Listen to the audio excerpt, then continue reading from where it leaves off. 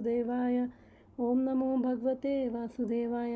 नारायणं नमस्कृत्यं नरं चैव नरोत्तमं देवीं सरस्वतीं व्यासं ततो जयमुदीरयत्। श्रीन्वतां स्वकथा कृष्णा पुण्यश्रवणकीर्तना हृदयन्तस्थो हि भद्राणि विधुनोति सुहृत्सतं।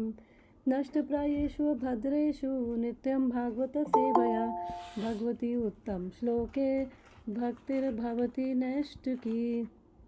कृष्णाय वासुदेवाय देवकीनन्दनाय च नन्दगोपकुमाराय गोविन्दाय नमो नमः। मूकं करोति वाचालं पङ्गुं लङ्घयते गिरिं यत्कृपातमहं वन्दे श्रीगुरुदीनतारणं। हरे कृष्णा कृष्ण कृष्ण हरे हरे, हरे राम राम राम हरे हरे। शिला प्रभुपाद की जय। नमो विष्णुपादाय कृष्ण पृष्ठाय भूतले श्रीमद् भक्तिवेदांत स्वामिनिति नामिने नमस्ते सरस्वती देव गौरवाणी प्रचारिणे निर्विशेष शून्यवादी पाशा देश तारिणे। जगत गुरु शिला प्रभुपाद की जय, शिला गुरुदेव की जय। ओके, हरे कृष्णा पूर्णिमा माता जी एंड वेलकम एवरीवन। तो आज हम रीड कर रहे हैं श्रीमद् भागवतम कैंटो 1 चैप्टर 3 और वर्स नंबर 20। तो कल हमने 2 अवतारों के बारे में 2-3 अवतारों के बारे में पढ़ा था। याद है किसी को कौन से अवतार पढ़े थे कल, किन के बारे में?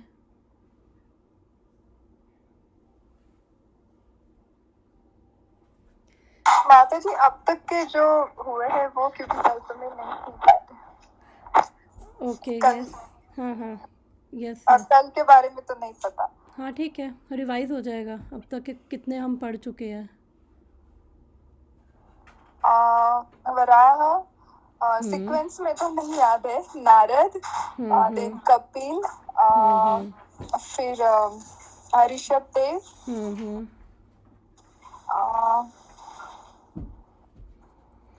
तो सबसे पहले हमने पढ़ा था 4 कुमारों के बारे में पढ़ा था। मैं वो निकालती हूँ सीक्वेंस में। वैसे ये जो भागवतम में भी है वो सीक्वेंस में नहीं है एक्चुअली, तो बस वो ऐसे ही नंबरिंग देने के लिए उन्होंने बोला है कि फर्स्ट ये, सेकंड ये, ऐसा नहीं है कि सीक्वेंस में ऐसे ही आए थे। तो हमने फर्स्ट पढ़ा था 4 कुमारों के बारे में, फिर हमने वरा अवतार के बारे में, देन थर्ड देवर्षि नारद जी, फोर्थ नर नारायण, फिफ्थ कपिल देव जी के बारे में पढ़ा था, सिक्स्थ दत्तात्रेय, सेवन्थ यज्ञ, एट्थ ऋषभ देव जी, नाइन्थ पृथु महाराज। वाला करो ना एक बार, पेज मैं फोटो खींच लेती हूँ। एक बार थोड़ा सा ऊपर करो, ये मैं भेज दूंगी, मैं ग्रुप में भेज दूंगी। अच्छा, आप भेज दोगे? ठीक है, thank you. Then Prithu Maharaj, then 10th Matsya Avatar. और एक्चुअली कल हमने पढ़ा था मत्स्य अवतार के बारे में, फिर कूर्मा अवतार के बारे में, धन्वंतरी अवतार और मोहिनी मूर्ति और नरसिंह देव, इन सब के बारे में कल पढ़ा था। और साथ में वामन देव भी। अच्छा, हमने 4-5 अवतारों के बारे में पढ़ा था। एंड आज हम रीड करेंगे नेक्स्ट परशुराम जी के बारे में।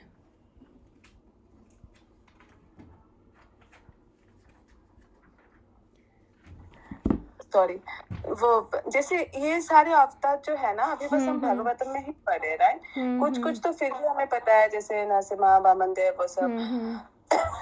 फिर वो फिश वाला भी हमें पता है, नाम मैं भूल गई उनका नाम। तो वैसा, बट हाँ, मत्स्य, हाँ, जैसे अभी, बट वो सब इतने प्रचलित क्यों नहीं हुए? तो एक्चुअली वो लोग शॉर्ट टाइम के लिए आए थे क्या? ये अभी हम जो पढ़ रहे हैं ये हम भगवान के लीला अवतारों के बारे में पढ़ रहे हैं कि भगवान ने डिफरेंट अवतारों में आके लीला करी डिफरेंट पर्पस के लिए। तो ये उनके जो भी अवतार आए हैं उनका डिफरेंट पर्पस था। तो अभी ये सब तो फिर भी जो थोड़े से फेमस हैं भगवान के, तो बोला जाता है कि अनगिनत अवतार हैं, और ये लीला अवतार की कैटेगरी में आते हैं। ये अवतार हमने पढ़ा था कि 6 कैटेगरी के अवतार होते हैं, तो इसमें से जो ये लीला अवतार है इनका स्पेशल पर्पस था। अच्छा, मतलब वो शॉर्ट टर्म के लिए शायद आए होंगे, राइट? हाँ, कुछ यस मतलब वो नहीं हुआ। यस, बोल सकते हैं। ओके, तो आज का स्टार्ट करते हैं वर्स नंबर 20।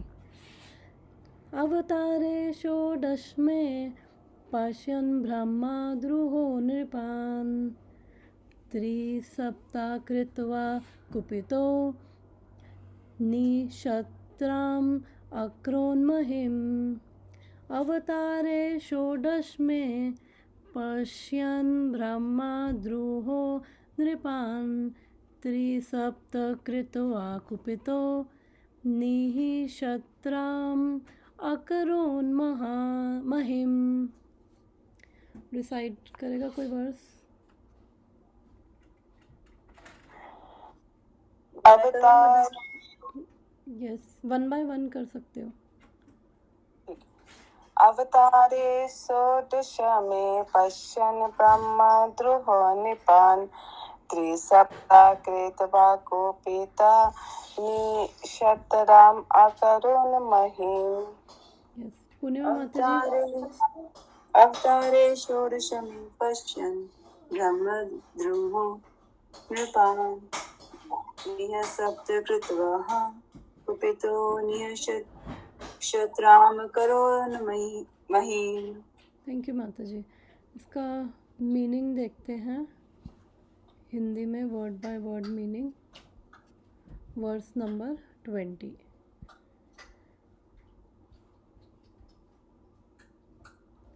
अवतारे भगवान के अवतार। अवतारे षोडश में पश्यन, तो यानी षोडश में यानी 16वें, और पश्यन देखते हुए। ब्रह्मा द्रुहो ब्राह्मणों के आदेश की अवज्ञा करने वाले। नृपान राजाओं को। ये है त्रिसप्तकृत्वा 7 का 3 गुना 21 बार। कृत्वा किया था। कुपित क्रोध। नी रहित। शतराम प्रशासक वर्ग में। अक्रोध किया महिम पृथ्वी को। अनुवाद। 16वें अवतार में भगवान ने भृगुपति के रूप में क्षत्रियों का 21 बार संहार किया, क्योंकि वह ब्राह्मण बुद्धिमान वर्ग के विरुद्ध किए गए विद्रोह के कारण उनसे क्रुद्ध थे। तात्पर्य। शिला प्रभुपाद की जय। यह अपेक्षा की जाती है कि क्षत्रिय या प्रशासक वर्ग उन बुद्धिमान मनुष्यों के निर्देश से इस लोक का शासन चलाएंगे, जो प्रामाणिक शास्त्र के आधार पर शासकों को निर्देश देते हैं। शासक इसी निर्देश के अनुसार शासन चलाते हैं। जब कभी क्षत्रिय या शासक वर्ग विद्वान तथा बुद्धिमान ब्राह्मणों के आदेश की अवज्ञा करते हैं, तो वे बलपूर्वक उनके पदों से हटा दिए जाते हैं और बेहतर प्रशासन की व्यवस्था की जाती है। तो यहाँ पे बात कर रहे हैं, परशुराम जी की बात कर रहे हैं यहाँ पे, और वो भी क्या है, भगवान के शक्तावेशावतार हैं। शक्तावेशावतार यानी कि भगवान जो स्पेशल शक्ति का आवेश करते हैं किसी जीव में स्पेशल पर्पस के लिए। तो इनकी भी कथा आती है भागवतम के कैंटो 9 में। इनकी कथा आती है बहुत डिटेल में। एंड इसमें बेसिकली एक महाराज पुरुरवा हुए हैं, उनके वंशज में ये आते हैं परशुराम जी। तो उनके वंशज में ये एक राजा गादी थे, और उनसे एक महर्षि थे ऋचिका। तो उन्होंने उनसे रिक्वेस्ट किया राजा से कि आप अपनी बेटी का विवाह आप मेरे से कर दो। तो जब राजा गादी ने देखा कि आप तो ब्राह्मण हो और आप अनफिट हो मेरी बेटी के लिए, तो फिर उन्होंने ऋषि ऋचिका को कहा कि अगर आप चाहते हो कि शादी हो तो आपको मुझे डाउरी देनी पड़ेगी, दहेज देना पड़ेगा। और उसमें उन्होंने उनसे 1000 घोड़े मांगे थे। तो फिर अब जो ऋषि हैं वो ये ऋचिका थे, ये काफ़ी पावरफुल ऋषि भी थे। तो उन्होंने फिर वरुण देव के पास गए, और फिर वरुण देव से उन्होंने, जो राजा गादी ने उनसे 1000 घोड़े मांगे थे, तो उन्होंने वरुण देव से लेकर उन्होंने राजा गादी को दिए और उसके बाद उनकी बेटी सत्यवती थी, उससे इनका विवाह हुआ। तो फिर कथा आती है कि जब विवाह हो गया था तो अब इनकी पत्नी जो सत्यवती थी उसको उसकी इच्छा थी कि एक संतान हो, और सेम टाइम पे जो एक सेकेंड, हरे कृष्णा कोमल माता जी। हरे कृष्ण। तो राजा गादी की इच्छा थी कि सॉरी, जो ऋषि रीचक हैं उनकी पत्नी की इच्छा थी कि एक पुत्र हो, साथ में जो उनकी मदर इन लॉ की भी सेम इच्छा थी कि पुत्र हो। तो उन्होंने क्या किया, यज्ञ से उन्होंने कुछ निकाला और उन्होंने अलग अलग अपनी पत्नी के लिए और अपनी सास के लिए उन्होंने अलग अलग कुछ निकाला मंत्र पढ़ के, और उसके बाद दोनों को दिया कि आप ये खा लो। तो जब फिर वो गए तो उसकी सास ने सोचा ये अपनी पत्नी को तो कुछ बेटर ही इसने दिया होगा, तो उसने अपनी बेटी से कहा कि एक काम करो, हम एक्सचेंज कर लेते हैं और वो खा लेते हैं। तो उन्होंने फिर बेटी ने कहा ठीक है, एक्सचेंज कर लिया। तो दोनों ने खा लिया। फिर जब ऋषि ऋचक जब ये वापस आए तो उनको बहुत गुस्सा आया, उनको समझ आ गया कि ये ठीक नहीं किया। फिर उसके बाद उन्होंने कहा कि तुमने बड़ी भूल कर दी है, तो जब तुम्हारा पुत्र है वो घोर क्षत्रिय होगा और हर एक को वो दंड दे सकेगा, जबकि ये ऋषि ये ब्राह्मण है। तो फिर उनकी पत्नी ने कहा नहीं नहीं, मुझे क्षत्रिय नहीं, मुझे तो ब्राह्मण पुत्र ही चाहिए। तो फिर उसके बाद उन्होंने पति से प्रार्थना करी, बहुत प्रेम से उनको समझाया। फिर उन्होंने कहा ठीक है, अगर पुत्र नहीं तो फिर ग्रैंडसन ऐसा होगा। तो उन्होंने कहा ठीक है। फिर उनका इनके पुत्र का जन्म होता है ऋषि रीचक और सत्यवती के, और इनके पुत्र का नाम होता है नाम था जमदग्नि, इनके पुत्र का नाम था। तो फिर उसके बाद जो जमदग्नि है, फिर उनकी पत्नी थी रेणुका, और फिर उनके जो ये पुत्र थे वो परशुराम बने। तो जो परशुराम है उनको भगवान का अवतार मानते हैं, और कई जगह जैसे मुंबई वगैरह में आई थिंक उनके टेम्पल्स भी हैं, सुना है मैंने। तो फिर एक और स्टोरी आती है कि ये एक राजा था, उसका नाम आई थिंक कार्तवीर्य अर्जुन था उसका नाम। और जो राजा होते हैं वो बेसिकली थोड़े पैशनेट होते हैं, क्योंकि जो ब्राह्मण होते हैं वो थोड़े फॉरगिविंग और उस टाइप के होते हैं। तो इसलिए बेसिकली जो प्रभुपाद लिख रहे हैं कि सोसाइटी में जनरली जो हेड होते हैं वो ब्राह्मण हैं, बिकॉज़ ब्राह्मण क्या है वो बिकॉज़ उनको शास्त्रों का भी ज्ञान है, उनका चरित्र भी अच्छा होता है, इंटेलेक्चुअल है, वो दूर की सोच पाते हैं, प्रॉपर डिसीजंस ले पाते हैं। तो इसलिए क्षत्रियों को वो गाइड कर सकते हैं। तो जब ये क्षत्रिय ब्राह्मणों की अवज्ञा करने लग जाते हैं, उनकी बात नहीं मानते, तो फिर इसलिए परशुराम जी ने जन्म लिया और उन्होंने 21 बार पूरी पृथ्वी से क्षत्रियों को उन्होंने मार डाला था। तो फिर एक और कथा आती है कि कोई कुछ कह रहा है क्या? मैं बोली क्यों मारा था सारे क्षत्रियों को?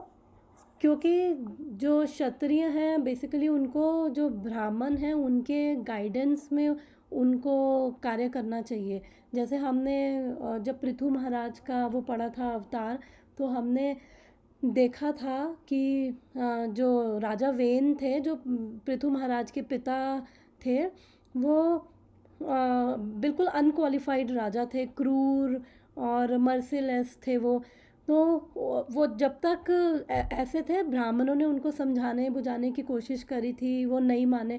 जब फाइनली उन्होंने ब्राह्मणों से बोला कि आप ये सब बंद कर दो, आप विष्णु के लिए यज्ञ और ये सब बंद कर दो, मैं ही भगवान हूँ, मेरे को ही भगवान मानो, वो सब चीज़ें। तो ब्राह्मण इतने पावरफुल थे कि उन्होंने वो मंत्र पढ़ के ही उसको राजा वेन को मार डाला था, क्योंकि जब राजा अधार्मिक हो जाएगा तो फिर वो जो धर्म के कार्य है वो खुद भी नहीं करेगा, और जो प्रजा होगी वो भी अधार्मिक हो जाएगी, प्रजा भी।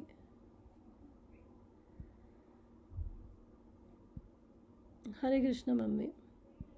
तो प्रजा भी अधार्मिक हो जाती है, इसलिए जो ब्राह्मण हैं वो धार्मिक होते हैं, अच्छे चरित्र वाले, दूर के भी वो सोच सकते हैं। तो इसके पीछे एक और भी वो स्टोरी आती है, पर वो चाणक्य पंडित जी की आती है। तो प्रभुपाद भी कई बार अपने परपट्स में उनको कोट करते हैं। तो चाणक्य पंडित जो हैं वो बहुत ही, हम सब जानते होंगे कि कितने बड़े और कितने इंटेलिजेंट वो ब्राह्मण थे। तो एक बार ऐसा हुआ कि जो एक राजा का मुझे नाम नहीं याद आ रहा, बट उस राजा ने इंसल्ट किया था उनको, और आई थिंक वो राजा भी बहुत बेकार राजा था। तो उन्होंने फिर वो प्रतिज्ञा करी कि वो राजा को कि अब मैं तुमसे पूरा राज्य छीन लूँगा। और तो वो, लेकिन वो ब्राह्मण थे। तो जो ब्राह्मण हैं, ब्राह्मण कभी भी खुद पावर नहीं लेना चाहते, तो ब्राह्मण हमेशा गाइड करते हैं। बट ये कि ब्राह्मण की क्या पोजीशन है, कितने पावरफुल ब्राह्मण भी होते हैं। तो उन्होंने फिर एक जो भेड़, आई थिंक बकरियां वो चराता था, तो चंद्रगुप्त मौर्य का सबने सुना होगा। तो कैसे उसको पूरा उन्होंने देखा कि इसके अंदर पूरे क्षत्रिय की क्वालिफिकेशन है, तो उन्होंने उसको पूरा ट्रेन किया, ये चंद्रगुप्त मौर्य को। फिर उसके बाद और वो चंद्रगुप्त मौर्य को ना हमेशा वो कुछ खाने को देते थे, और वो उन्होंने बोला था कि जो मैं तुम्हें खाने को दे रहा हूँ ना, वो भूल कर भी ना किसी और को खाने को मत देना, चाहे वो कुत्ता हो, चाहे वो कोई भी जानवर हो, चाहे वो कोई तुम्हें प्रेमवश ये कहे कि दे दो मेरे को। तो उसने कहा ठीक है। फिर बाद में जब तक ब्रह्मचारी था तब तक अच्छे से फॉलो कर रहा था। बाद में उसका जब विवाह हुआ तो उसके बाद उसकी जो वाइफ थी वो 9 मंथ्स प्रेग्नेंट थी। तो उसकी वाइफ ने उनसे बोला कि आपने मुझे आज तक अपना जूठा नहीं दिया, मैं चाहती हूँ कि हमारे बच्चे को आपका भी जूठा खाने को मिले, ताकि आपकी तरह वो बने, कुछ आपकी तरह गुण हो। तो फिर वो उसने मना किया कि नहीं, मेरे गुरु ने मना किया है, मैं नहीं दे सकता। तो उन्होंने फिर उसकी वाइफ ने कहा कि दे दो, कोई बात नहीं, क्या फ़र्क पड़ रहा है कि गुरु को नहीं पता चलेगा। तो फिर उन्होंने दे दिया उसको। तो जैसे ही दिया तो वैसे ही पत्नी वो खा के मर गई। तो अब वो 9th मंथ था, तो फिर वो पेट काट के वो बच्चा निकाला गया, बच्चा ज़िंदा था, और बच्चा का नाम था बिंदुसार। तो एक्चुअली जो ये चाणक्य पंडित थे वो डेली उसको थोड़ा थोड़ा विश देते थे, ताकि इसकी बॉडी जो है उनको आदत पड़ जाए, और आगे के लिए उसको प्रिपेयर कर रहे थे कि अगर कोई विश करने या कोई भी उस आए और तो एटलीस्ट उसको कोई प्रभाव ना पड़े। तो वो धीरे धीरे उसको तैयार कर रहे थे। तो फिर अब ये जैसे अब चंद्रगुप्त मौर्य का फिर बेटा बड़ा हुआ, उसका नाम बिंदुसार था। तो अब कुछ लोग जेलस भी होते हैं, तो उसने एक दिन उसके बेटे बिंदुसार को कुछ लोगों ने बोला कि तुम्हें पता है तुम्हारी माता की मृत्यु कैसे हुई थी। तो उसने बोला हाँ पता है, जहर की वजह से हुई थी। तो फिर लोगों ने भड़काया कि नहीं, ये चाणक्य पंडित ने मार डाला था। तो उसको बड़ा गुस्सा आया, और उसको एक्चुअली सच तो पता नहीं था, उसको बड़ा गुस्सा आया बिंदुसार को। तो उसने जैसे ही बोला कि जाओ जाके चाणक्य पंडित को पकड़ के लाओ, क्योंकि वो चाहते थे कि ये गद्दी से हट जाए, और चाणक्य पंडित जो हैं उनको पता था ये बहुत स्ट्रांग ब्राह्मण है। तो इसलिए जैसे उन्होंने कहा मृत्युदंड दो, वैसे ही 4 गार्ड आ गए और सीधा उस पर बिंदुसार पे वो तलवार रख दी। तो उन्होंने कहा कि ये क्या है। तो उन्होंने कहा कि पहले से ही चाणक्य पंडित ने हमें प्रिपेयर कर रखा था कि आगे, क्योंकि उनको पता था कि ऐसा होगा, कोई विरोधी तत्व होगा जो जो तुम्हारे दिमाग में ये सब डालेगा, और तब के लिए उन्होंने हमें तैयार कर रखा था कि हम तुम्हें समझाए। तो इसलिए जो ब्राह्मण है, कहने का, स्टोरी को सुनाने का पॉइंट ये है कि जो ब्राह्मण है वो लॉन्ग टर्म का उनकी जो विज़न होती है, और एक तो बहुत लॉन्ग टर्म की होती है, वो लॉन्ग टर्म का बेनिफिट देख रहे होते हैं, और वो इंटेलेक्चुअल हैं, अच्छा चरित्र है, सतोगुणी है, शास्त्रों का पूरा ज्ञान है उनको। तो ब्राह्मण जो है बहुत पावरफुल है। पॉइंट इस स्टोरी से था कि जो ब्राह्मणों की पोजीशन है बहुत पावरफुल है, इसलिए ब्राह्मण क्या करते हैं, वो क्षत्रियों को गाइड करते हैं, और उसके अकॉर्डिंग जब क्षत्रिय ब्राह्मणों के अकॉर्डिंग चल रहे हैं, तब तक जब लीडर्स भी ऐसे होंगे तो फिर प्रजा भी ऑब्वियसली अच्छी होगी, धार्मिक होगी, और फिर पीस, प्रॉस्पेरिटी और सब वो रहेगा। लेकिन अब जब ये परशुराम जी का मेन पर्पस ये था, बिकॉज जो ये क्षत्रिय क्लास थी, इन्होंने ब्राह्मणों को मानना बंद कर दिया था, तो इसलिए ये पैदा हुई जी। जबकि ब्राह्मण है परशुराम जी, वो ब्राह्मण है बाय बर्थ, लेकिन उन्होंने वो क्षत्रियों का काम किया था, तो इसलिए ब्राह्मण कभी क्षत्रियों का काम अपने हाथ में नहीं लेते हैं। ब्राह्मण जो है हमेशा गाइड करते हैं, क्योंकि उनको हमने पृथु महाराज के पास टाइम में पढ़ा था कि उनको ग्रीड नहीं होती है, उनको ना पावर चाहिए, ना उनको वो सत्ता हाथ में, उनको कुछ नहीं चाहिए होता। उनको बस ये देखना होता है कि धर्म के अकॉर्डिंग सब चल रहे हैं, और सब मैनेजमेंट ठीक से हो रहा है, तो इसलिए वो क्षत्रियों को ट्रेन करते हैं। जैसे चाणक्य पंडित ने वो चंद्रगुप्त मौर्य को पूरा ट्रेन किया, वो खुद नहीं राजा बना, लेकिन उसने पूरा ट्रेन किया, और फिर जो वो राजा था उसको चंद्रगुप्त मौर्य ने हरा के पूरा राज्य ले लिया। एक ब्राह्मण कितना पावरफुल है। तो हमारे ऐसे ब्राह्मण जो हैं बहुत ये उस टाइम पे पावरफुल होते थे। और हमने वेन महाराज की भी कथा में देखा कि जब वेन महाराज ये सब धार्मिक कार्य बंद करवा दिए, तो ब्राह्मणों ने केवल मंत्र पढ़े और उसको वेन को मार डाला। तो वो सब चीज़ें, तो इसलिए जस्ट ब्राह्मणों की पोजीशन वो है। और इवन दो वो फॉरगिविंग है, but they are not weak, intellectual है, इंटेलिजेंट है, और क्योंकि उनको ग्रीड नहीं है। तो मैं वापस उस पर आती हूँ, मैं जो कथा सुना रही थी परशुराम जी की। तो एक बार ही होता क्या है कि एक राजा होता है, कार्तवीर्य अर्जुन राजा होता है। तो वो बहुत पावरफुल राजा था, और उसने दत्तात्रेय भगवान की उसने वो उपासना वगैरह करी, और उससे उसको आई थिंक 10,000 के आसपास उसको हाथ मिल गए थे। वो बड़ा पावरफुल, फेमस, और वो राजा था। तो एक बारी वो जंगल में आया, तो तब वो ये जमाद अग्नि जो है परशुराम के पिता हैं, उनके आश्रम में आया। तो उन्होंने बहुत अच्छे से उनका आदर सत्कार किया, राजा है। तो उस टाइम पे जमाद अग्नि जी के पास एक गाय थी, कामधेनु गाय। तो कामधेनु गाय जो है वो मतलब सारी, जो भी मांगोगे वो सब दे देगी।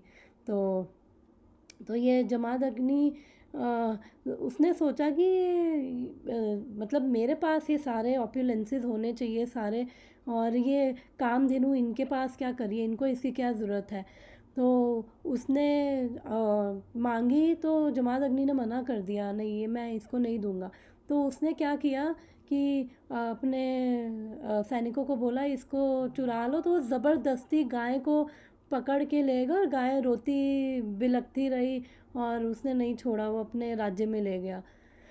तो उसके बाद जब ये परशुराम जी आए, उन्होंने ये सब सुना, उनको गुस्सा आया, तो उन्होंने क्या किया, वो कार्तवीर्य अर्जुन राजा के वो राजधानी में गए, और वहाँ पे उनको जाके मार डाला।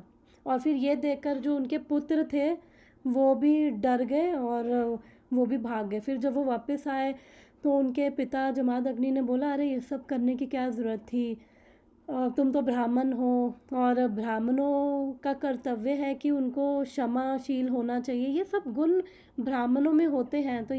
तो और वो सूर्य के समान तेजवान होते हैं, वो सब क्वालिटीज़ बताई ब्राह्मणों की। तो उन्होंने बोला अब तुम एक काम करो, तुम जो भगवान है कृष्ण भावनामित हो, और भगवान का तुम ध्यान करो और सारे तीर्थ स्थानों में जाओ, क्योंकि जो तुमने पाप किया है उसका प्रायश्चित हो सके। तो फिर ये उसके बाद जब वो चले जाते हैं परशुराम जी तीर्थ वगैरह करने के लिए, तो फिर पीछे से एक और घटना घटती है कि एक बार क्या होता है कि जो जमद अग्नि है उनकी जो पत्नी है वो जनरली यज्ञ वगैरह के लिए वो आई थिंक पानी और वो सब चीज़ें लेने जाती है। तो एक बार वो देखती हैं कि जो अप्सराएं हैं वो अप्सराएं और गंधर्व उस टाइम पे जो अप्सराएं और गंधर्व यहाँ पे हमारे पृथ्वी लोक पे वो आया करते थे और अपनी मर्ज़ी से वो घूम लिया करते थे। तो उन्होंने देखा कि अप्सराएं और गंधर्व हैं और वो आपस में एक तरह से कह लो कि वो रोमांस और वो सब करे, तो वो बड़ा इंक्लाइंड हो गई उनकी तरफ। तो वो भूल गई कि यज्ञ का तो टाइम निकल रहा है, और फिर जब उसको याद आया तो वो डर गई कि अब ज़रूर कुछ गड़बड़ होगा। तो जब वो वापस गई तो उनके जो पति हैं जमदग्नि, तो वो समझ गए कि इसके मन में पाप आ गया। तो उन्होंने अपने बाकी पुत्रों से कहा कि इसको मार डालो, ये पापी है। तो उसके पुत्रों ने मना कर दिया, हम नहीं मारेंगे, अपनी माँ का सपोर्ट किया। फिर परशुराम जी को उन्होंने फिर उस समय परशुराम जी आए, परशुराम जी को बोला, तो परशुराम जी ने अपने फादर की आज्ञा का पालन किया और मार दिया। और उनके पिता ने कहा पुत्रों को भी और माता को भी, दोनों को मार डालो, उन्होंने मार दिया। फिर उसके बाद वो खुश हुए कि चलो मेरी बात मानी। तो उन्होंने उनसे पूछा कि अब आपको अब क्या चाहिए, मुझसे मांगो। तो उन्होंने बोला इन दोनों को, माँ और भाइयों को दोनों को मैं आपसे प्रार्थना करता हूँ ज़िंदा कर दो और इनको भुला दो जो इनके साथ हुआ। तो फिर उन्होंने वैसे ही किया, वो वापस से ज़िंदा हो गए। और मतलब पहले ऐसी वो साइंस इतनी एडवांस थी कि मंत्रों द्वारा वापस से प्राण डाल दिए जाते थे, वो फिर ज़िंदा हो गए और वो सब भूल चुके थे और फिर नॉर्मल। फिर जब परशुराम जी गए हुए थे तो अब जो ये कार्तवीर्य अर्जुन, इसके अब पुत्रों को बड़ा गुस्सा था कि हमारे पिता को मार डाला। तो इन्होंने क्या किया कि ये आए उनके आश्रम में, जमादग्नि के आश्रम में, और उस समय कोई भी नहीं था, तो केवल उनकी पत्नी थी वहाँ पे। तो उन्होंने क्या किया कि ये जमादग्नि जी को उन्होंने मार डाला और उनका जो सर था वो अपने साथ ले गए। तो जब परशुराम जी वापस आए तो उनको ये देखकर बहुत गुस्सा आया। फिर वो गए, उन्होंने जो भी उनके पुत्र थे और वो सब उन सबको मार दिया। फिर 21 बार उन्होंने क्षत्रियों को मारा, बिकॉज़ ये बोला जाता है कि जो क्षत्रिय थे अपनी वो ब्राह्मणों की आज्ञा का पालन नहीं कर रहे थे। तो वापस से सब ठीक करने के लिए 21 बार उन्होंने पूरी पृथ्वी से क्षत्रियों को मार डाला। और फिर क्षत्रिय उनके डर से ही इधर उधर भाग जाते थे, ये परशुराम जी के डर से ही। और फिर एक प्रभु जी एक लेक्चर में बोल रहे थे कि कुछ क्षत्रिय मिडल ईस्ट में भाग गए थे, वहाँ पे छुप गए थे। अब आई डोंट नो, ये पढ़ा तो नहीं मैंने, बट बोल रहे थे वो लेक्चर में। तो इस तरह से ताकि अब जो आगे जो अधार्मिक हैं, बेसिकली उनका पर्पस था कि जो अधार्मिक हैं, धर्म के अनुसार नहीं चल रहे हैं, उन्होंने उन सबको मार डाला था। तो ये आती है परशुराम जी की स्टोरी आती है। तो इसलिए शिला प्रभुपाद भी फिर यही लिखते हैं कि जो क्षत्रिय हैं वो उनको कौन गाइड कर रहा है, ब्राह्मण। तो अब आजकल हम देखते हैं कलयुग में तो अब सारा ही सिस्टम ख़राब है, लीडर्स भी करप्ट हैं। फिर आगे भागवतम में आता है कि जब ये कलयुगा के सिम्टम्स के बारे में कि जो लीडर्स हैं वो जब इतने करप्ट हो जाएंगे तो वो अपने सिटीजन्स को ही एक्सप्लॉइट करेंगे। तो अभी भी हम देखें तो एक तरह से वो कितना वो टैक्स लगा देते हैं और फिर टैक्स लगा के फिर उनके पास जो पैसा आ रहा है वो देश के ऊपर स्पेशली अगर इंडिया की बात करूँ तो कितनी करप्शन है। वो जो भी पैसा आ रहा है वो देश के ऊपर लगाने की बजाय वो खुद खा लेते, इतने बड़े बड़े स्कैम्स करेंगे। और वो जो लोगों का पैसा है, जो टैक्स का पैसा है, इतनी कमाई, इतने मेहनत की कमाई का जो लोग पैसा दे रहे हैं, वो एक तरह से एक्सप्लॉइट कर रहे हैं। इतना हर चीज़ पे इतना टैक्स है, टैक्स के बाद भी फैसिलिटीज़ नहीं है। क्योंकि पहले जो ये टैक्स लिया जाता था तो वो सिटीजन्स को पूरी फैसिलिटीज़ मिलती थी। वो सारा जो जब धार्मिक राजा होते थे तो फिर वो प्रजा को अपने ही बच्चों की तरह पालते थे। तो अब सारे अधार्मिक होंगे तो सेल्फिश है, तो अपनी ही जेबें फिर भरने में लगे हुए हैं।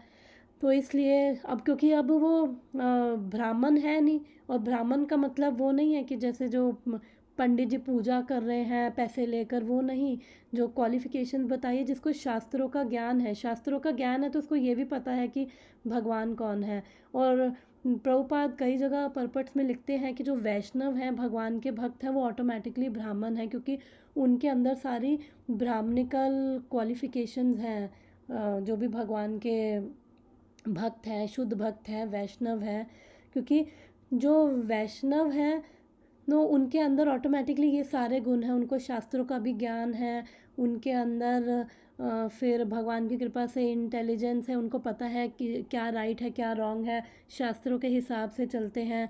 और फिर भगवान का, और जो ये शास्त्र है वो पढ़ के भी अल्टीमेटली यही समझ आता है कि जो भगवान है, कृष्ण ही परम भगवान है, और उन्हीं की ही हमें नाम लेना है, उन्हीं का ही नाम जाप करना है, और उनकी ही भक्ति करनी है। क्योंकि भगवान भगवत गीता में बोलते हैं, वेदेश्च सर्वैरहम एव वेद्यो, वेदों के द्वारा केवल मुझे ही जानना है। जो ये वेद पढ़ रहा है तो वो अल्टीमेटली मुझे ही, मेरे तक ही पहुंचेगा।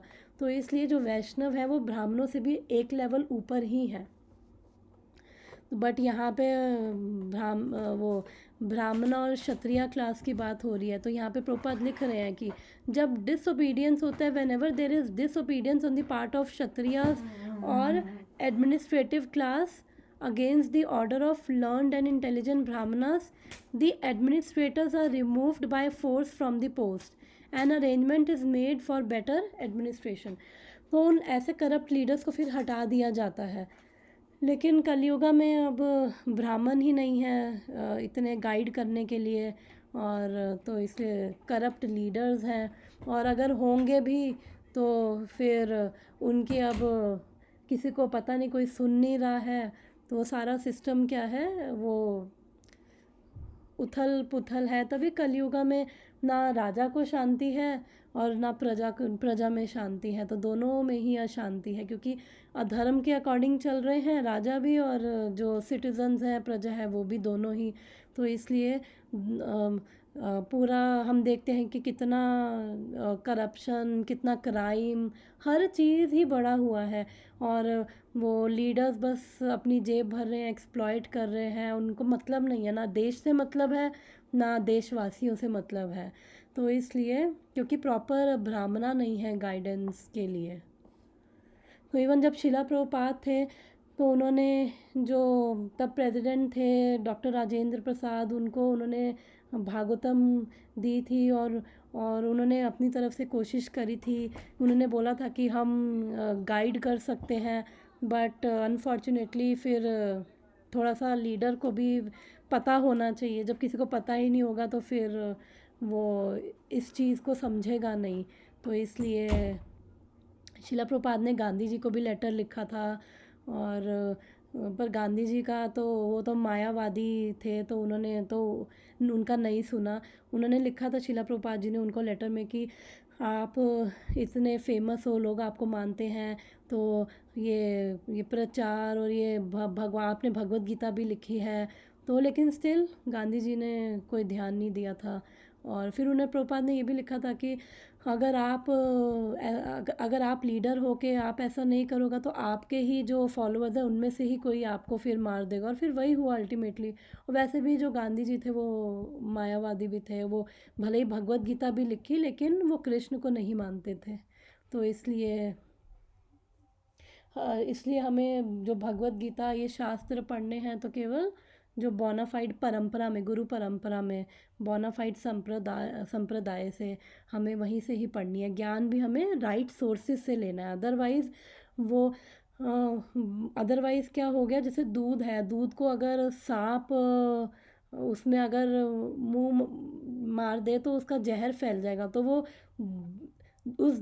दूध क्या है, हार्मफुल हो जाएगा। तो ऐसे ही ज्ञान हमेशा राइट सोर्सेज से लेना है।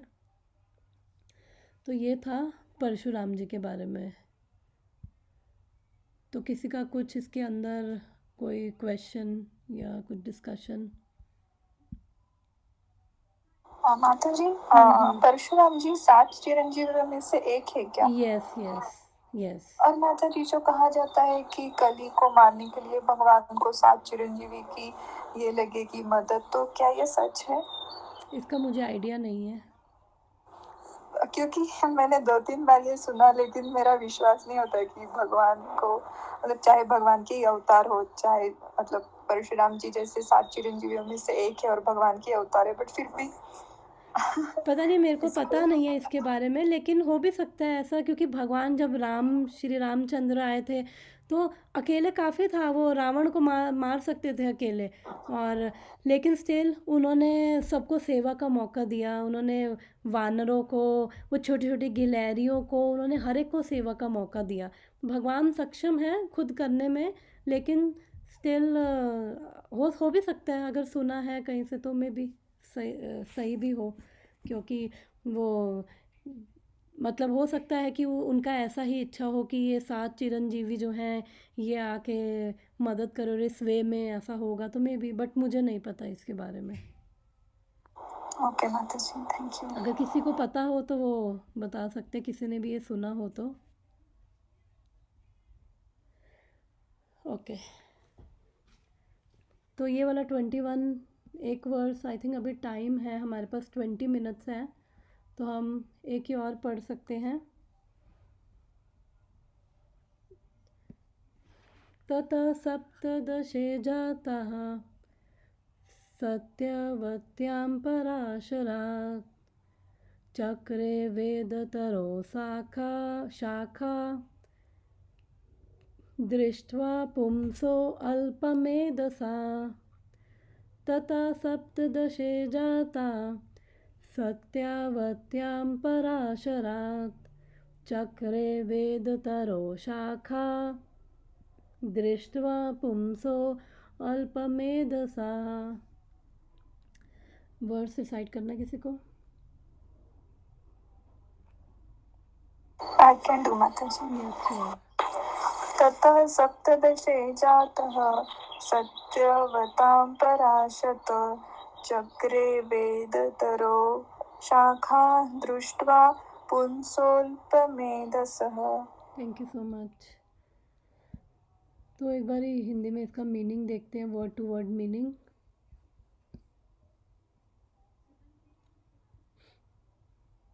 तत्पश्चात तथा सप्तदशे जाता, तथा तत्पश्चात सप्तदशे 17वें अवतार जाता उत्पन्न हुए, सत्यवताम पराशरात सत्यवती के गर्भ से पराशर मुनि द्वारा। चक्रे वेदतरो शाखा, चक्र यानी तैयार किया, वेदतरो वेदों के कल्प वृक्ष की शाखाएं कर। उन्होंने फिर जो पहले वेद एक ही थे, व्यासदेव, ये व्यासदेव जी की बात हो रही है, फिर व्यासदेव जी ने वेदों की अलग अलग ब्रांचेस, शाखाएं कर दी। क्यों करी? दृष्टवा पुमंस अल्पमेधसा, उन्होंने देखा कि जो ये सामान्य जन हैं अब ये कलयुग में, वो क्या है, अल्पज्ञ है। अनुवाद।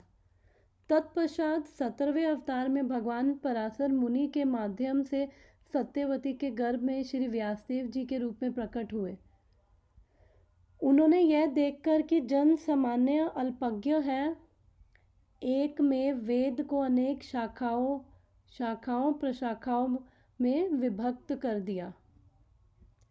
मूल रूप से वेद एक है, किंतु शिला व्यासदेव ने मूल वेद को 4 में विभाजित कर दिया, साम, यजुर, ऋग तथा अथर्व, और इन सब की व्याख्या पुराणों तथा महाभारत जैसी विविध शाखाओं के रूप में की है। सामान्य लोगों के लिए वैदिक भाषा तथा विषय अत्यंत कठिन होते हैं। उन्हें केवल अत्यंत बुद्धिमान तथा स्वरूप सिद्ध ब्राह्मण ही समझ सकते हैं। किंतु वर्तमान कलयुग तो अज्ञानी मनुष्य से भरा है। यहाँ तक कि ब्राह्मण पिता से उत्पन्न होने वाली संतान भी वर्तमान युग में शूद्रों या स्त्रियों से श्रेष्ठ नहीं होती। द्विजों अर्थात ब्राह्मणों, क्षत्रियों तथा वैश्यों से यह अपेक्षा की जाती है कि वे सांस्कृतिक शुद्धिकरण की प्रक्रिया अर्थात संस्कार संपन्न करेंगे। किंतु वर्तमान युग के बुरे प्रभावों के कारण तथाकथित ब्राह्मण तथा अन्य उच्च वर्ग के लोग भी सुसंस्कृत नहीं रह गए। वे द्विज बंधु कहलाते हैं, जिनका अर्थ है द्विजों के मित्र तथा परिजन। लेकिन इन द्विज बंधुओं की गिनती शूद्रों तथा स्त्रियों में की जाती है। शिला व्यासदेव ने द्विज बंधुओं, शूद्रों तथा स्त्रियों जैसे अल्पज्ञों को ध्यान में रखकर वेदों की विविध शाखाओं प्रशाखाओं को विभाजित किया। तो यहाँ पे 17वें अवतार की बात हो रही है। वो है शिला व्यासदेव जी, जो पराशर मुनि और सत्यवती, ये दूसरी सत्यवती है। वो जो अभी परशुराम जी की स्टोरी सुना रही थी वो दूसरी सत्यवती थी। ये महाभारत वाली सत्यवती है। ये इम्पॉर्टेंट है क्योंकि इन्हीं से ही फिर आगे वो पांडव और कौरव, वो इन्हीं से ही फिर आगे वो आए हैं। तो जब एक्चुअली भगवान जो है हमेशा वो वेदों की रक्षा करते हैं। और हमने कौन सा अवतार पढ़ा था जिसमें हमने पढ़ा था कि जो हयग्रीव हैं वो राक्षस था और उसने, ब्रह्मा जी सो रहे थे और ब्रह्मा जी के मुख से उसने सारे वेदों को चुरा लिया था। तो फिर भगवान ने वरा अवतार में आई थिंक पढ़ा था, तो भगवान ने 2 बारी अवतार लिया था। तो वो ये वरा बोर इनकारनेशन, तो फर्स्ट टाइम ये वेदों को बचाने के लिए और फिर सेकंड टाइम ये वो उसको हिरण्याक्ष को फिर मारने के लिए। एंड देन फिर एक और बारी वर्णन आता है कि फिर ये मधु और कैटब राक्षस हैं, उन्होंने भी आई थिंक वेदों को हराया था और उन्होंने भी शायद छीन लिया था। तो फिर भगवान उनसे फिर वापस वेदों को लाए थे, क्योंकि वेद क्या है, शास्त्र क्या है, ये भगवान की ही वाणी है।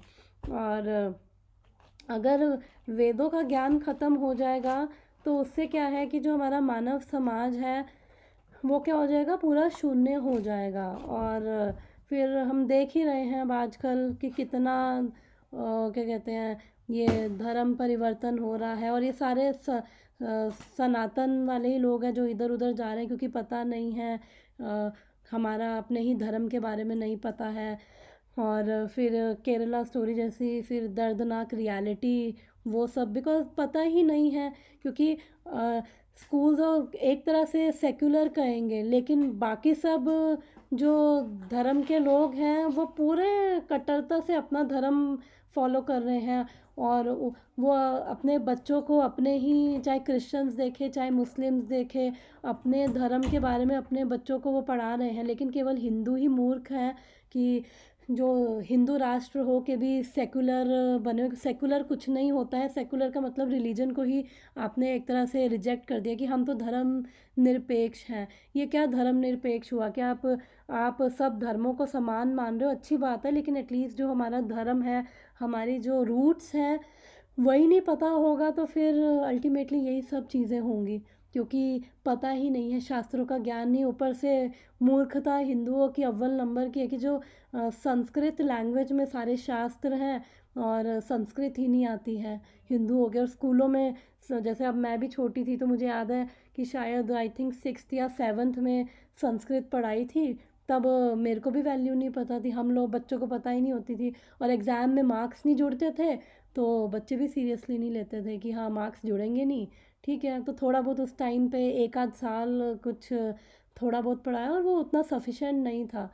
बस नाम का पढ़ाते हैं। तो शास्त्र भी हमारे इसमें हैं, फिर उस वजह से हम देखते हैं कि हमारा ही जो लोग समझ नहीं पा रहे हैं धर्म को, और अपने आप में कहने को मॉडर्न और वो सब चीज़ें हो रही हैं, और इतना कुछ चल रहा है धर्म के नाम पे, यही नहीं पता कि एक्चुअली में है क्या, भगवान कौन है, हम कौन है, ये सब क्या है, कुछ नहीं पता। तो फिर यही चीज़ें होंगी। तो इसलिए भगवान जो है हमेशा जो शास्त्रों की रक्षा करते हैं, क्योंकि शास्त्रों के बेस पे अगर लोग चलते हैं तो उसी से ही फिर फाइनली वो ह्यूमन लाइफ के सक्सेस को अचीव कर सकते हैं, उसी से ही वो समझ सकते हैं कि अल्टीमेट पर्पस क्या है। और अल्टीमेट पर्पस क्या है? भगवान कृष्ण को जानना। और जो ऑलरेडी भगवान कृष्ण की भक्ति में है, जो हरे कृष्ण कृष्ण कृष्ण हरे हरे, हरे राम राम राम हरे हरे, जो ऑलरेडी ये हरे कृष्ण महामंत्र का जाप कर रहा है, बिकॉज भगवान का नाम और भगवान में कोई डिफरेंस नहीं है। तो जो मैंने एक लेक्चर में सुना था कि ये सब लोग ये सारे पिछले जन्मों में शास्त्र वेद सब पढ़ चुके हैं, क्योंकि ऑलरेडी पढ़ चुके हैं तो इसलिए ये सब चीज़ें कर चुके हैं, ये सारे यज्ञ ये सब चीज़ें, तभी वो फाइनली स्टेज पर पहुँचे हैं कि वो हरि नाम ले पा रहे हैं। तो जब जो भी शास्त्र भी पढ़ेगा वो अल्टीमेटली हरि नाम भगवान का नाम ही लेगा, क्योंकि उससे वो केवल भगवान को ही जानेगा। और ये व्यास देव जी के बारे में जब हम ये वर्णन आया है, तो व्यास देव जी ने यहाँ पे प्रभुपाद लिख रहे हैं कि जो मूल रूप से वेद एक ही है, लेकिन व्यास देव जी ने उनको 4 पार्ट्स में डिवाइड कर दिया, या 4 वेद बना दिए। और 2 चीज़ें होती हैं, व्यास और न्यास। व्यास का मतलब डिवाइड करना होता है, न्यास का मतलब जोड़ना होता है। तभी उनको व्यास बोला, क्योंकि इन्होंने देखा कि ये कलयुगा की जो पॉपुलेशन है, तो यहाँ पे लिखा है कि अल्प मेधा यानी कि ये क्या है? लेस इंटेलिजेंट है। प्रभुपाद लिखते हैं ये लेस इंटेलिजेंट है, इनकी इतनी इंटेलिजेंस नहीं है। तो less intelligence not in terms of कि जैसे फिर रावण का भी एग्जाम्पल देते हैं। जैसे देखा जाए तो रावण वैसे तो ज्ञानी था, लेकिन उसने ज्ञान से क्या किया, उसने वो उस ज्ञान से वो समझ भी नहीं पाया कि अल्टीमेटली भगवान कौन है। और वो क्या कर रहा था, वो ये स्वर्ग की सीढ़ी बना रहा था, और वो सोच रहा था कि स्वर्ग की सीढ़ी बना दूंगा और कोई भी उस पर चढ़ के स्वर्ग जा पाएगा।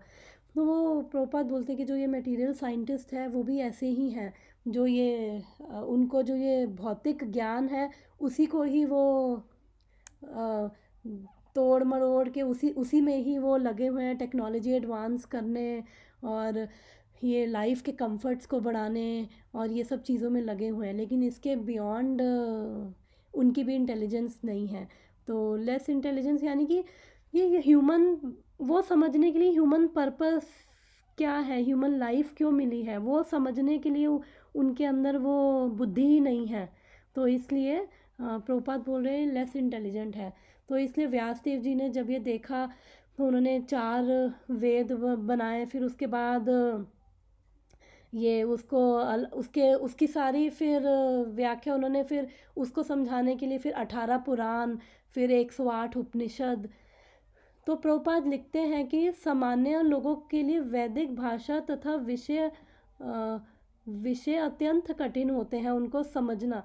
क्योंकि अगर हम देखें भी तो ये जो ये उपनिषदों की बात करें और इनकी अगर लैंग्वेज भी देखें ना, तो बहुत ये कॉम्प्लिकेटेड है, बहुत गोलमोल है। बिकॉज भक्ति शास्त्री में तो हमें एक उपनिषद पढ़ाया गया था, ईशो उपनिषद। बट उपनिषदों में भी ऐसा नहीं है कि पूरी व्याख्या दे रखी, केवल संस्कृत के श्लोक हैं जिसको पढ़ के मीनिंग नहीं समझ आएगा। तो इसलिए हमने भक्ति शास्त्री में ईशो उपनिषद पढ़ा था, उसके अंदर तो प्रभुपाद ने पूरी अपनी व्याख्या दे रखी है। बट उसके श्लोक अगर देखेंगे ना तो ऐसा लगेगा कि ये कितने कॉन्ट्राडिक्टरी हैं, जबकि वो कॉन्ट्राडिक्टरी नहीं है। क्योंकि वो भाषा जो है उनकी वो पूरी गोलमोल है, उपनिषदों की भाषा समझ नहीं आएगा। तो इसलिए प्रभुपाद लिख रहे हैं कि जो सामान्य लोग हैं उनके लिए, ओके 10 मिनट्स हैं, तो सामान्य लोगों के लिए उपनिषदों की भाषा और वो सब समझना, वेदों की भाषा समझना मुश्किल है। फिर जब ये व्यासदेव जी ने जब ये सारे वेदों को कंपाइल किया, उन्होंने संकलन किया, उन्होंने वेद शास्त्र तो ऑलरेडी भगवान द्वारा, वो भगवान की वाणी है, भगवान द्वारा बनाए गए हैं, तो उन्होंने केवल संकलन किया है। तो जब व्यासदेव जी ने ये सारे वेदों का संकलन किया, फिर उसके बाद भी वो ये सारे शास्त्रों का संकलन किया, उसके बाद भी वो बहुत डिससेटिस्फाइड थे। तो फिर वहाँ उनके गुरु नारद मुनि जी हैं, ये व्यासदेव जी के गुरु नारद मुनि जी आए, फिर उन्होंने उनसे पूछा कि अरे आपने तो इतना बड़ा काम किया, आप क्यों डिससेटिस्फाइड हो? तो उन्होंने कहा मुझे समझ नहीं आ रहा, आप गाइड करो। तो फिर नारद मुनि ने कहा कि जो आपने ये सब कुछ लिख दिया है, धर्म अर्थ काम मोक्ष, और इससे क्या है कि लोग और एंटेंगल हो जाएंगे। आपने भगवान के बारे में लिखा है लेकिन वो बड़े पार्ट्स एंड पीसेस में लिखा है, तो आपने कोई ऐसा वो शास्त्र आपने वो नहीं किया जिसके अंदर भगवान की ग्लोरीज हो, जिससे लोग एक्चुअली में समझ पाएँ भगवान की महानता को और भक्ति कर पाए और इस सारी कलयुगा में इस एंटेंगलमेंट से फ्री हो पाए। तो फिर उसके बाद उन्होंने श्रीमद् भागवतम की, उन्होंने व्यासदेव ने श्रीमद् भागवतम की रचना करी, और फिर उसके बाद वो फाइनली फिर सेटिस्फाइड। और उससे पहले उनको भगवान, जब उन्होंने भागवतम लिखने से पहले उनको पहले भगवान दिखे, भगवान के दर्शन हुए, फिर उन्होंने देखा कि जो माया है वो पीछे शर्म के मारे मुंह झुका के खड़ी हुई है, भगवान की माया को देखा।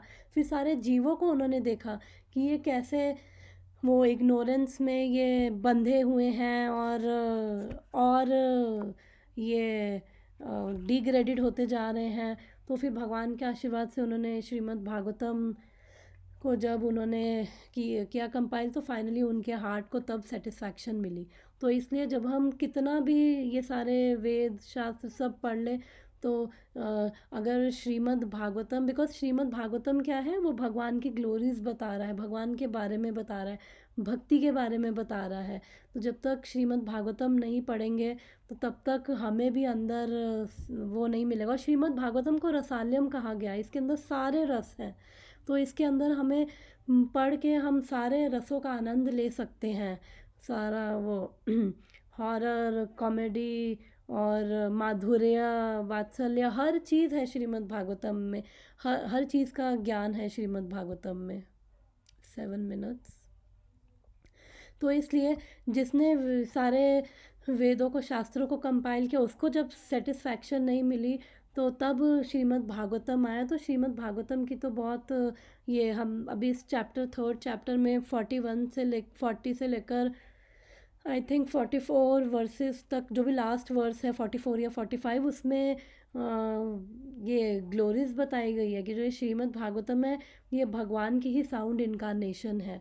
तो इसलिए इसको पढ़ के ही, केवल इसको पढ़ के ही सेल्फ रियलाइज़ हो सकते हैं, और इसको पढ़ के जो ऑलरेडी लिबरेटेड सोल्स हैं वो भी इसको पढ़ के और रस फील करते हैं, और जो हम जैसे कंडीशनड हैं वो भी इसको पढ़ के वो भी रसास्वादन केवल श्रीमद् भागवतम से ही, सब कुछ श्रीमद् भागवतम में है। क्योंकि इस श्रीमद् भागवतम और भगवान में कोई फ़र्क नहीं, भगवान की साउंड इनकारनेशन है।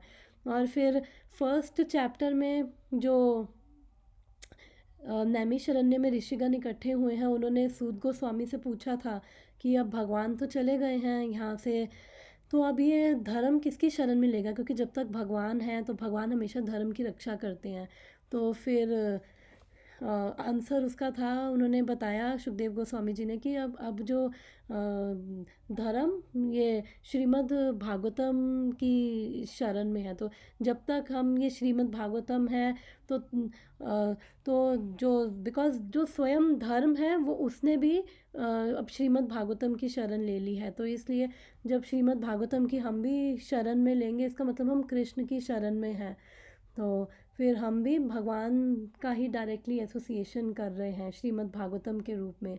तो जब आई थिंक फर्स्ट क्लास जब थी तो तब ग्लोरीज बताई थी श्रीमद् भागवतम की थोड़ी बहुत, मतलब वो ग्लोरियस है श्रीमद् भागवतम, बट जितनी थोड़ा बहुत मेरे को पता था उस हिसाब से मैंने बताई थी। तो ये श्रीमद् भागवतम जो है अपने आप में ग्लोरियस है, तो इसलिए क्योंकि भगवान की ही साउंड इनकारनेशन है। फिर फाइनली व्यास देव जी को भी श्रीमद् भागवतम का जब उन्होंने रचना करी उसके बाद फिर उनको सेटिस्फैक्शन फील हुई। तो प्रभुपाद यही लिख रहे हैं कि अगर हमें भी अब वो बुद्धि इतनी नहीं है तो हमें भी अगर भगवान और भक्ति के बारे में जानना है, धर्म के बारे में जानना है, तो अल्टीमेटली श्रीमद् भागवतम की ही हमें भी शरण लेनी पड़ेगी। और फिर शिला प्रभुपाद जी एक लेक्चर में बोल रहे थे कि एक वर्स कोट कर रहे थे, यज्ञ संकीर्तना प्रायेर यजंती ही सुमेरसा कृष्णा वन्नम त्विषा कृष्णम संगोपंगास्त्र पार्षदम यज्ञ संकीर्तना प्रायेर। कि अब जो जैसे इस वर्ष में बोला था कि अल्प मेढ़सा, कि जो अल्पज्ञ हैं, जो कलयुग के जो जिनकी बुद्धि कम है, क्योंकि कलयुग के सारे लोगों की बुद्धि ऐसी ही है, कम ही है, सारे ही शूद्र हैं। तो अब उन्होंने बोला अब वो कैसे सुमेरसा यानी कि कैसे वो इंटेलिजेंट हो सकते हैं। तो उन्होंने बोला बाय यज्ञ संकीर्तना उससे ही वो जो है वो इंटेलिजेंट हो सकते हैं। यज्ञ संकीर्तना यानी कि जो भगवान का नाम है, हरे कृष्ण कृष्ण कृष्ण हरे हरे, हरे राम राम राम हरे हरे। तो जब इस भगवान के नाम में अपना माइंड फिक्स करेंगे तो ये नाम, इसको कलयुग का वो यज्ञ संकीर्तन बोला जाता है। तो उससे भी हम भगवान का नाम लेकर ही हमारी लाइफ सक्सेसफुल होगी, क्योंकि ये नाम बहुत पावरफुल है और इसी नाम से ही हम अल्टीमेट परफेक्शन अपनी लाइफ की प्राप्त कर लेंगे। तो इसलिए भागवतम में सब कुछ है और यही प्रभुपाद बोल रहे थे, यही टॉप मोस्ट है, यही ट्रांसेंडेंटल है। एंड अगेन 3 मिनट्स हैं तो आई थिंक बाकी फिर हम नेक्स्ट टाइम डिस्कस कर लेंगे। तो किसी को कुछ ऐड करना है या लास्ट 3 मिनट्स में? माता जी मैं एक बात पूछूं? ये सेकंड टाइम है एक्चुअली, लास्ट टाइम भी रह गया था। वुमेन को नीचे क्यों दिखाया गया है एवरी टाइम श्रीमद् भागवतम में? ये सेकंड बार है राइट? यस माता जी। तो माता जी अगर हम बात करें कि अगर हम मटेरियल और फिज़िकल लेवल दोनों पे बात करते हैं, तो मटेरियल लेवल पे देखें तो वुमेन है और मैन दोनों में आजकल दोनों ही अच्छा अपने अपने रिस्पेक्टिव फील्ड में काम कर रहे हैं। वुमेन भी जो देखा जाए तो जहाँ हर क्षेत्र में आगे है। तो मैं शॉर्ट में बता रही हूँ, 2 मिनट रह गए हैं। तो मटेरियली नहीं है, स्पिरिचुअली भी अगर देखें तो स्पिरिचुअली जो आत्मा है, स्पिरिचुअली जो क्या है, आत्मा है, आत्मा का कोई जेंडर नहीं होता है। तो फिर वहाँ पे भी लेस इंटेलिजेंट या मोर इंटेलिजेंट का फंडा नहीं है। तो प्रभुपाद इसलिए कह रहे हैं क्योंकि जो वुमेन है हमेशा उनको बोला गया है कि वो हमेशा वो मैन की प्रोटेक्शन में रहती हैं। बिकॉज़ या तो अपने फादर की, अगर शादी हुई है तो अपने हस्बैंड की, और अगर हस्बैंड नहीं है तो अपने पुत्रों की प्रोटेक्शन में वुमेन हमेशा उसको रहना चाहिए। बिकॉज़ वुमेन का जो नेचर है उसको इजीली एक्सप्लॉइट किया जा सकता है थोड़ा सा, क्योंकि उसमें बॉडीली कॉन्शियसनेस वुमेन में ज़्यादा है। हम लोग शीशा देखते हैं और फिर लगता है हाँ बार बार, मेन से ज़्यादा हम लोग शीशा देखेंगे, बॉडीली कॉन्शियसनेस ज़्यादा है वुमेन में। तो इसलिए और उनको थोड़ा सा बहला फुसला के उनको एक्सप्लॉइट करके वो गलत उनके साथ किया जा सकता है, और उनकी वजह से फिर समाज में आगे जो प्रोजनी होगी वो सब गलत प्रोजनी आ सकती है, पॉपुलेशन ख़राब हो सकती है। तो इसलिए प्रभुपाद बोलते थे लेस इंटेलिजेंस उस टर्म्स में कि वुमेन को हमेशा प्रोटेक्शन में रहना चाहिए। यही वैदिक सिस्टम था और वहीं पे वो वुमेन सेफ़ है। और उस वे में बोला गया है कि लेस इंटेलिजेंट इसलिए कि ईजिली एक्सप्लॉइट कर सकता है कोई भी। अदरवाइज मटेरियली या स्पिरिचुअली वुमेन, प्रभुपाद बोलते थे कि वुमेन बॉडी बहुत अच्छी है स्पिरिचुअली, क्योंकि वो ईजिली भगवान से अटैच हो सकते हैं और भगवान ईजिली वो तरक्की कर सकते हैं स्पिरिचुअली।